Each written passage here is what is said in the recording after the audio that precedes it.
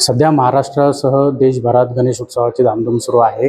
या गणेश उत्सवाच्या धामधुमीत अनेक ठिकाणी वेगवेगळ्या प्रकारच्या वेगवेगळ्या कलाकुसरीच्या गणेश मूर्त्या आपल्याला पाहायला मिळतात. आपण आज नगर शहरातील ऐतिहासिक वस्तू संग्रहालयामध्ये आलेलो आहोत. वस्तू संग्रहालयामध्ये देखील यांनी एक विशिष्ट असं गणेश दालन केलेलं आहे. अनेक वर्षांपासून ज्या मूर्त्या इथं आपण पाहू शकता की अनेक वर्षांपासून ज्या मूर्त्या जतन करून ठेवलेल्या आहेत, अशा सगळ्या गणेश मूर्त्या इथे आपल्याला पाहायला मिळतात. यामध्ये कागदी लगद्यापासून बनवलेल्या गणेश मूर्ती, निद्रिस्त गणेश मूर्ती, त्यानुसार काळ्या दगडाची गणेश मूर्ती, शाडू मातीची, कागदी लगद्याची, त्याचप्रमाणे आपण पाहू शकता काष्ट गणेश, पितळी गणेश, अशा अनेक प्रकारच्या गणेश मूर्त्या इथे पाहायला मिळतात. अगदी सुपारीपासून बनवलेली गणेश मूर्ती देखील यामध्ये पाहायला मिळते. तसेच झाडाच्या सालेवर तयार केलेली गणेश मूर्ती, काही प्लॅस्टिकच्या पासून बनवलेल्या गणेश मूर्ती देखील यामध्ये आहे. काही ठिकाणी तर व्हाईट मार्बलपासून बनवलेल्या आहेत, काही ठिकाणी धातू, पितळ, पंचधातू यापासून बनवलेल्या गणेश मूर्त्यांचं इथं जतन केलेलं आहे. या सगळ्या मूर्त्या या अनेक वर्षांपासून इथे जतन करून ठेवण्यात आलेल्या आहेत. आता आपण पाहू शकतो हे सगळं पूर्ण दालन हे त्या गणेश मूर्तींसाठी सेपरेट केलेलं आहे. यामध्ये सगळं पूर्ण दालनाची जी देखरेख करतात ते आपल्यासोबत आवड आहेत, ऐतिहासिक वस्तू संग्रहालयाची ते पाहणी करतात, देखरेख करतात. आपण या आवड सरांशी जाणून घेऊया नेमकं या दालनामध्ये कोणत्या कोणत्या प्रकारचे गणेश वस्तू आहेत. सर, नेमकं कोणत्या प्रकारचे गणेश वस्तू आहेत आणि काय याची जतन कशी केली आहे? पहा, नाशिकचे आनंद बापट कुटुंबीय म्हणून आहेत. तर त्यांनी आपल्याला त्यांच्याकडचा संपूर्ण संग्रहालयासाठी देणगी स्वरूपात दिलेला आहे. तर त्याच्यामध्ये साधारणतः 18व्या-19व्या शतकातले सगळ्या गणपती आहेत आणि सगळ्या प्रकारचे वेगवेगळ्या आकाराचे, वेगवेगळ्या प्रकाराचे, वेगवेगळ्या वस्तूचे, धातूचे, प्लॅस्टिकचे, मेणाचे, त्याच्यानंतर कागदाचे लगद्यापासून तयार केलेले आहेत. त्याच्यानंतर उभे जे गणपती आहेत ते सगळे नटराज पोझिशनमध्ये आहे. त्याच्यानंतर एकच आमच्याकडं त्याला एक अपवाद आहे, 14व्या शतकातली मूर्ती आहे गणपतीची, ती तांब्यावर कलशावर उभी आहे. तर असे हे सगळे वेगवेगळ्या व्हरायटीचे गणपती इथं आम्ही लोकांना पाहण्यासाठी दालन तयार केलेलं आहे.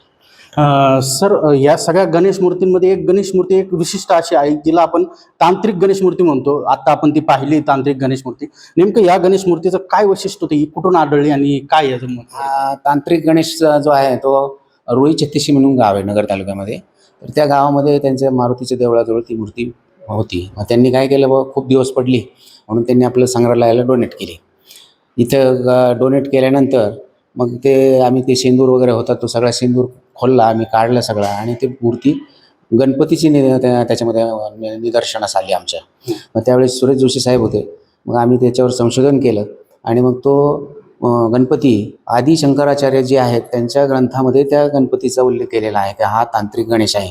आणि हा तांत्रिक गणेश की ज्या वेळेला मनुष्य जादूटोणा शिकतो, तांत्रिक मंत्र विद्या, त्यावेळेला ह्या गणपतीची पूजा केली जाते आणि मग ते विद्या शिकायची, त्याच्यासाठी हा गणपतीचा वापर करतात. तर त्याच्यामध्ये मग त्या गणपतीच्या अंगामध्ये वस्त्र नाही आहे कुठलंही. दुसरी गोष्ट, त्यांचे आयुध्य पण नाही येतं, म्हणजे शंख, चक्र, गदा, पद्म जे म्हणतो आपण, त्रिशूळ, ते एकही शस्त्र त्यांच्या हातामध्ये नाही आहे. अशी ती मूर्ती आहे आणि ती सध्या आम्ही या संग्रहालयामध्ये पाहण्यास ठेवलेली आहे लोकांना. सर, ते तुम्ही म्हणता ती तंत्रविद्या वगैरे शिकण्यासाठी ती मूर्ती केली, असं काही आपल्याला आढळून आलं होतं का त्या काळी? काही अशा काही घटना घडलेल्या होत्या का त्या गणेश मूर्तीबाबत? आता तसं तर काय ऐकण्यात नाही आहे बरं का, पण त्याच्या जे संशोधन केलं आम्ही, त्याच्यावरून आम्ही सिद्ध केलं की ही मूर्ती त्याच कामासाठी वापरतात, असं त्यावेळेस आम्ही सिद्ध केलं होतं. आणि त्यावेळेस पेपरला पण बातमी दिली होती आम्ही. आणि आदी शंकराचार्य जी आहेत ना, त्यांच्या ग्रंथामध्ये त्याचं मेन्शन केलेलं आहे का ती मूर्ती कशासाठी वापरायची. सर, आता ही मूर्ती आपण इकडे आणली, जतन केली आहे, तर आता नेमकं याचं आपण वस्तू संग्रहालयामार्फत कसं जतन करतो आणि कसं याला देखरेख करतो? नाही, आता आमची रोजची त्याला स्टोल केलेले आहे आम्ही ठेवण्यासाठी, लोकांना पाहण्यासाठी. त्याच्यानंतर त्याची माहिती लिहिलेली, तिथं माहितीची पाटी पण लावलेली आहे आणि आमची रोजची स्वच्छता असते, साफसफाई. बाकीचं तसं काही गणेश चतुर्थी वगैरे असेल तर आम्ही हार वगैरे घालतो त्यांना.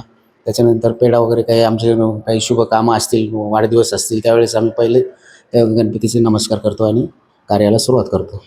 असे किती गणेश मूर्ती आपल्याला नगर जिल्ह्यामध्ये आढळून आल्या की ज्याचं काही पुराणांमध्ये उल्लेख आहे, असं काही आढळून आलेल्या मूर्त्या आहेत का? पुराणामध्ये आढळून आलेल्या मूर्त्या आहेत आणि नाहीतही असं आहे.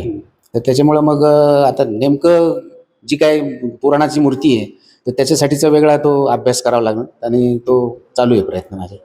हे होते आव्हाड सर, जे या सगळ्या संग्रहालयाचे वगैरे देखभाल करत असतात. गिरीश रासकर, नवराष्ट्र, अहमदनगर.